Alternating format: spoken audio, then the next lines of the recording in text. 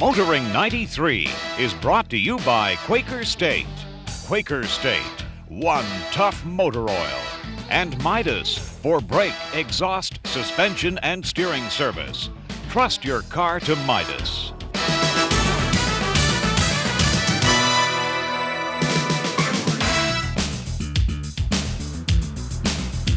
Last week on Motoring 93, we discovered how some police forces are building a dialogue with motorists in hopes of making the highway a safer place. Well, the Ontario government thinks it has an idea on how to make things safer out there. In fact, they're about to introduce some legislation that is unprecedented in this country. We'll find out more about that later on. But first, we're going to talk about recycling. And you know, for many years, that's all anybody ever did about recycling was talk about it. Well, thankfully for all of us, that has changed. And our first story concerns the problem of recycling old tires and a Canadian company that thinks it has a solution. Over 2 million passenger tires are produced each day worldwide. And it is estimated that 1 tire per person is discarded every year in North America alone. Most of these tires end up either landfilled or in storage yards. Less than 5% are recycled. But out of sight, out of mind, and tire recycling has never been a priority. That is until the disaster in Hagersville, Ontario in 1990. For 17 days, a mountain of 15 million tires burned, causing serious economic, social, and environmental damage. I'd say that the awareness that was created by the Hagersville fire was worldwide, and that the problems that could occur by having a tire fire were then brought into much greater public and social and political consciousness. Gary Motorshead is president of Recovery Technologies, which marked the official opening of its new tire recycling plant in Cambridge, Ontario on Earth Day. When running at maximum capacity, Recovery Technologies will be capable of recycling 1.5 million of the 8 to 10 million tires scrapped each year in Ontario. Well, Recovery Technologies uses a cryogenic process, which literally means we use liquid nitrogen to freeze the rubber pieces so that they become brittle. And when it becomes brittle, we can shatter that rubber like glass. And when it's in that glass state, then the steel and the fiber that are in the tire to give it strength will naturally separate from the steel, from the rubber itself. And it's an old process. Using a freezing medium to make something brittle is by no means new, maybe 40, 50 years old. The fact that we've been able to utilize it in a commercial and cost-effective manner in order to recycle tires to capture the valuable rubber back, that's the unique part of the process.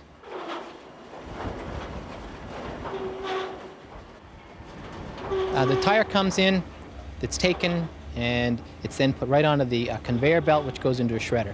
It takes the complete round tire, beads and all, truck or passenger or light truck tire, and breaks it down into pieces that are approximately 2.5 inches in size. Those are then taken away from the shredder in a front-end loader. It's dropped into a hopper, and from there it's conveyed up into the freezing tunnel. And the freezing tunnel then has liquid nitrogen coming into the opposite end of where the rubber comes in, and it's gradually frozen down to below minus 100 degrees Celsius. At that point, the rubber is brittle. From there, it drops into a size reduction unit, which is a continuously hammering of the material as it's coming in, so that the rubber is broken up and then separated from the steel and the fiber. At that point, all that mixture is conveyed onto a screen.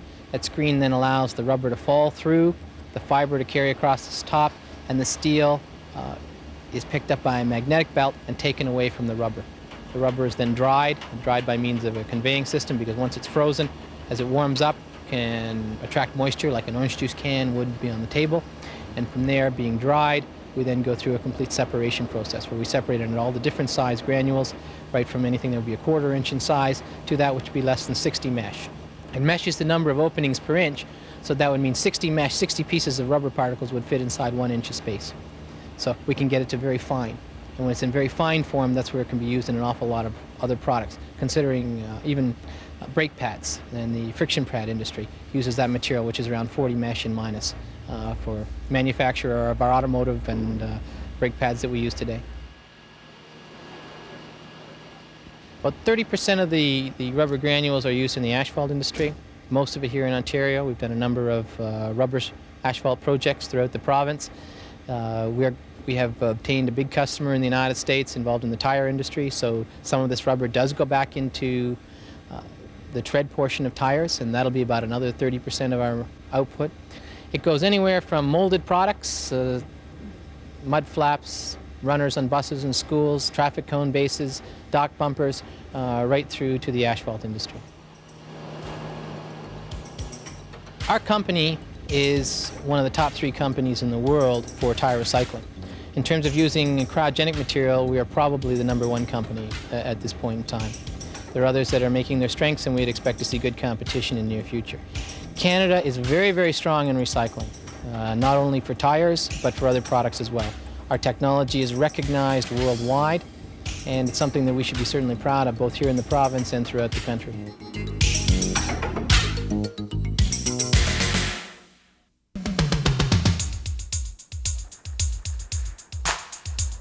Test Drive with Graham Fletcher.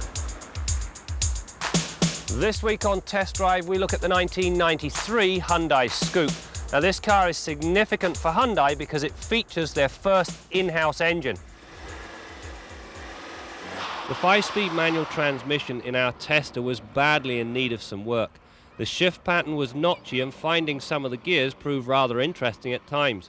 The other thing that needs a rethink are the ratios. The engine churns away at a rather high 3,000 RPM at 100 kilometers an hour. Fifth should be more of an overdrive. This would both quieten things down and help improve fuel economy. For the record, we averaged a respectable 10.8 litres per 100 kilometres or 26 miles per gallon. In 1984, Hyundai saw the need to develop their own engine, and so began years of research and development. Now, the project cost them $160 million and culminated in a 1.5-litre 12-valve 4. Now, it's offered in 2 versions, naturally aspirated and turbocharged. The naturally aspirated engine produces 92 horses, while this turbocharged unit produces 115. To attain this sort of power, Hyundai selected a Garrett T15 compact turbo unit that is both matched to the engine's torque curve and features a low inertia turbine. The latter ensures that the turbo spins up to speed quickly and efficiently, which helps to eliminate turbo lag as well as providing smooth linear performance as power increases. The power brake system on the Scoupe consists of front discs and rear drums. During the brake test, they hauled the car to a halt in 121 feet from 80k. Despite the lack of an anti-lock option, the system provides smooth, straight and fade-free stops each and every time. The thing that impresses is pedal feel. It is crisp and easy to modulate. No pylon test on this week's test drive. However, what we've done is found a very nice twisty concession road. Now, the Scoupe is handling the bends very well indeed. However, the big bumps it goes over and swallows them in stride. The small ones it passes on a little bit too much harshness for my liking. A little bit more suppleness in the low end would do this thing wonders.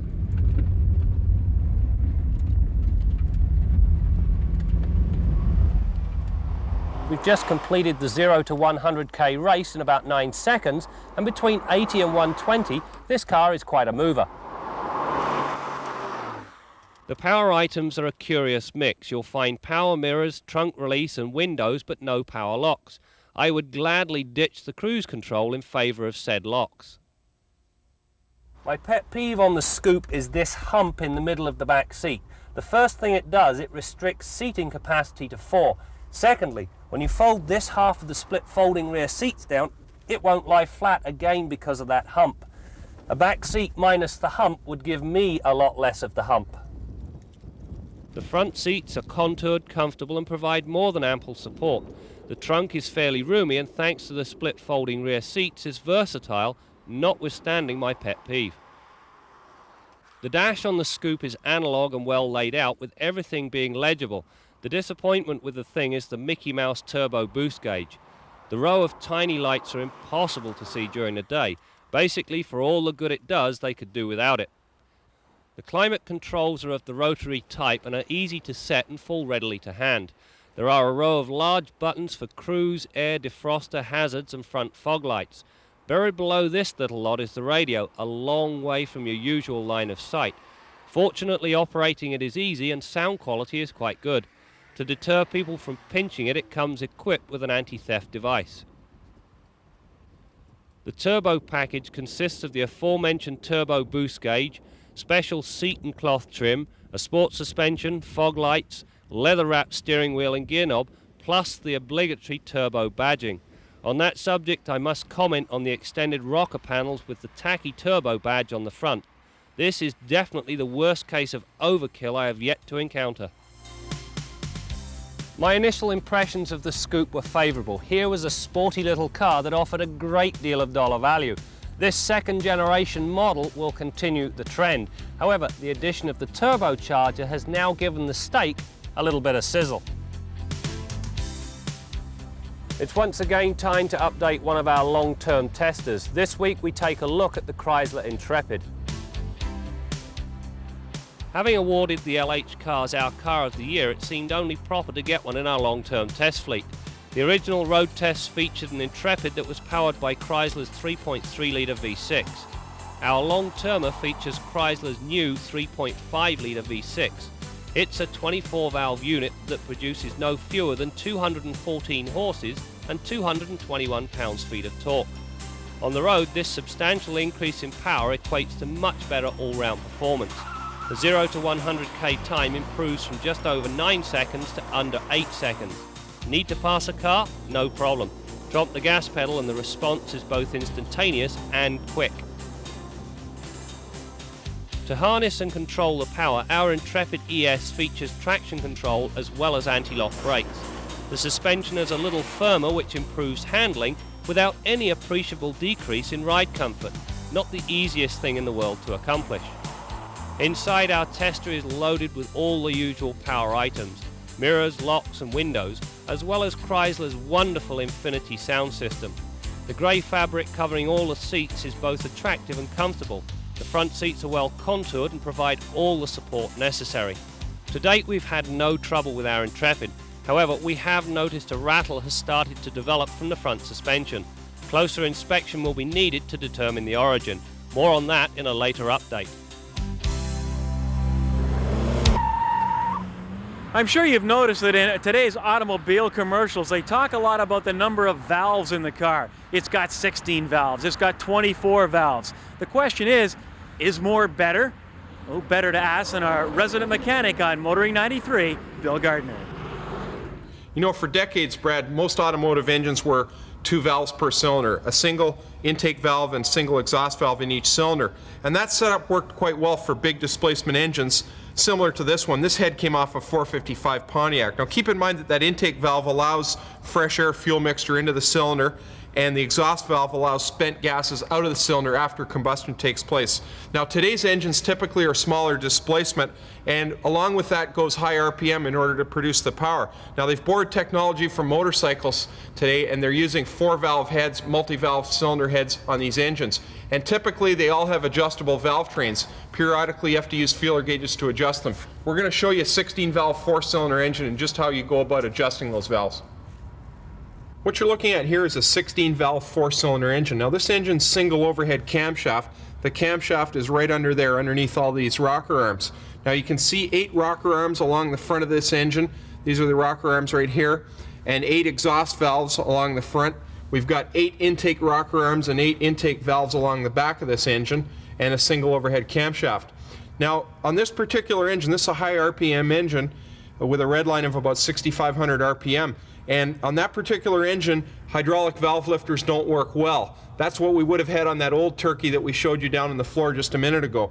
Now on this one, we've got solid lifters which do require adjustment. And you can see the lock nuts and set screws over each valve, and that's where the adjustment is performed. What you use is a set of feeler gauges to measure the lash. You pass the feeler gauge through between the rocker tip and the valve tip and find out the valve lash on that particular cylinder. If it's too loose or too tight, you can loosen the lock nut, turn the set screw, and get just the right adjustment. Now it's important that you get it just right. You don't want it too tight or it'll burn the valves. If it's too loose, the engine will tick and clatter. Now Keep in mind that those older engines used hydraulic lifters, which didn't require any periodic adjustments. So this is something a little bit new for some car owners and some mechanics. This is something they're going to have to get used to as a part of their regular maintenance procedure. Till next week, I'm Bill Gardner for Motoring 93.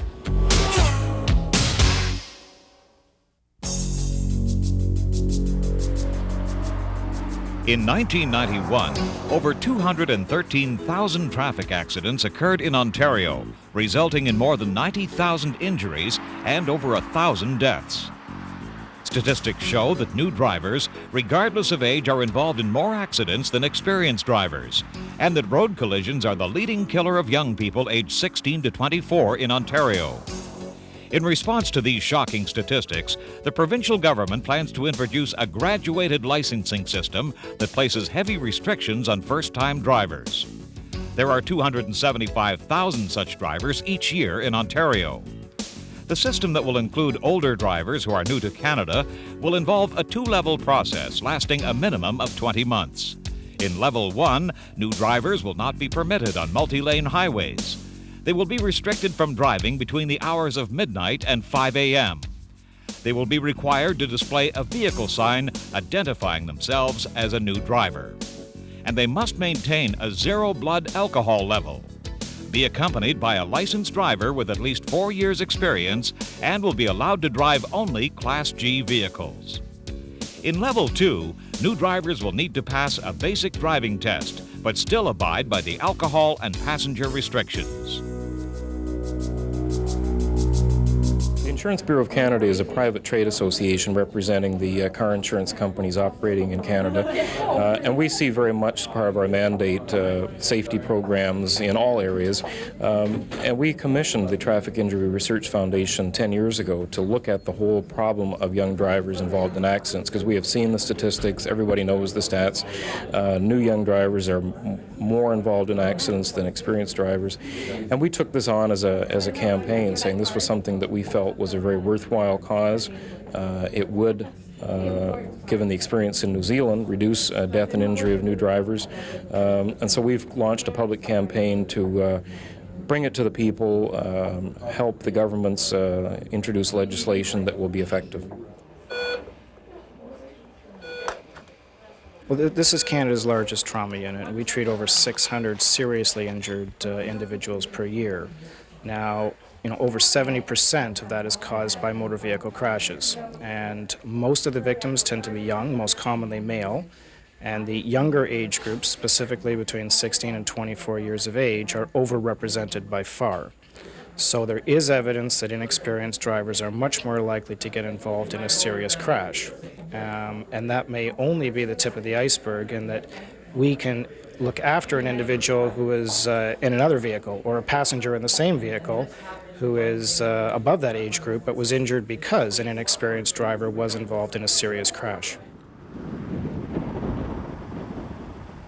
I think it's a good idea. I think it's going to give us a better chance to control some of the younger drivers, and they're going to be able to learn a lot more about driving, a lot better than what they have been, because they have another driver in alongside with them at all times when they are on the road.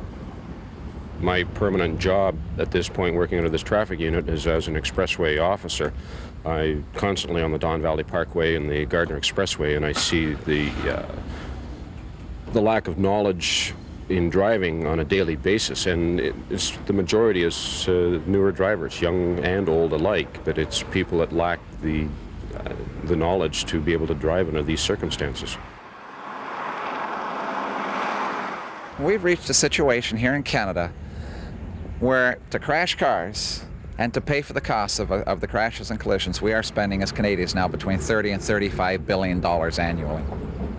We're standing outside a trauma unit here in Toronto. We're looking at the staggering costs of the spinal cord, the serious brain damage that occurs. What we're not tracking, and one of the reasons why this whole thing has changed so dramatically, is the fact that our fatality rate has started to drop. We've got cars with deformable structures. We've got cars with seatbelts and shoulder harnesses. The whole airbag thing has changed it somewhat.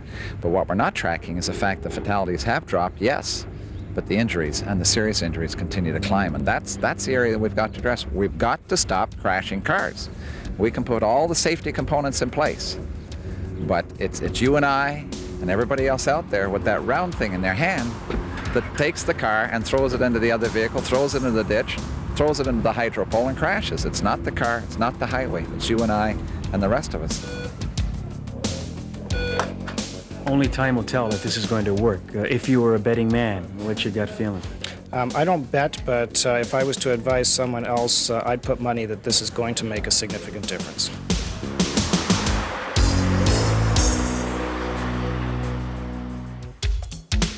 Time now for some trivia.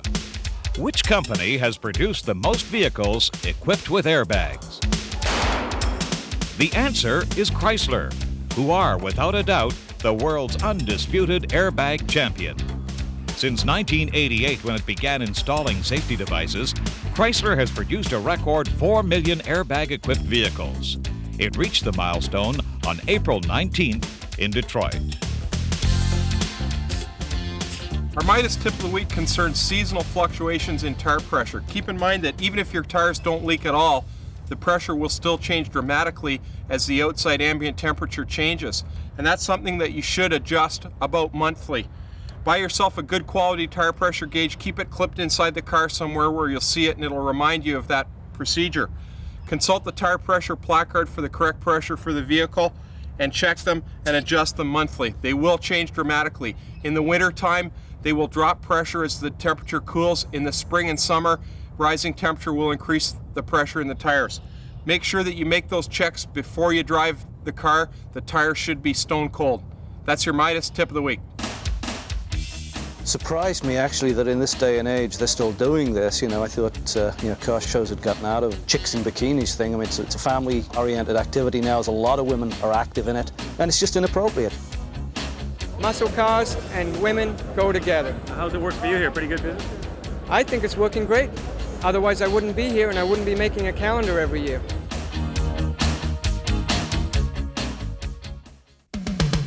Kenzie's Corner with Jim Kenzie.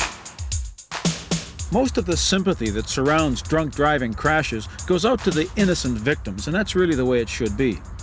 But a recent incident a little too close to home made me realize that there's another group that deserves some consideration, and that's the friends and family of the drunk driver who kills himself. Now, think about a father who has finally got his son to take an active interest in the family business and finally get his life on track. The young man has too many drinks in a bar on a Saturday night and kills himself on the way home.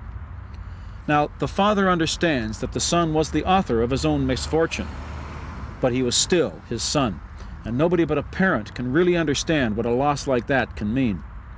We're going to have more to say about drinking and driving on a later show, but if the people who do drink and drive ever thought about what they were doing, they wouldn't do it. But if you do drink and drive, consider the anguish that your mother and father, your brothers and sisters, your friends and your lovers will feel at your funeral and for the rest of their lives. I'm Jim Kenzie. Earlier we saw how the province of Ontario is about to introduce graduated licensing. It'll be interesting to see if other provinces follow. We also learned how Canada is becoming a leader in the recycling of old tires. Now, we didn't have time this week, but on future programs we'll show you some of the unique and innovative uses for old rubber. But that's it for this week. We'll see you next time for more stories about cars and the people who drive them. Motoring 93 has been brought to you by Quaker State. Quaker State, one tough motor oil. And Midas, for brake, exhaust, suspension, and steering service. Trust your car to Midas.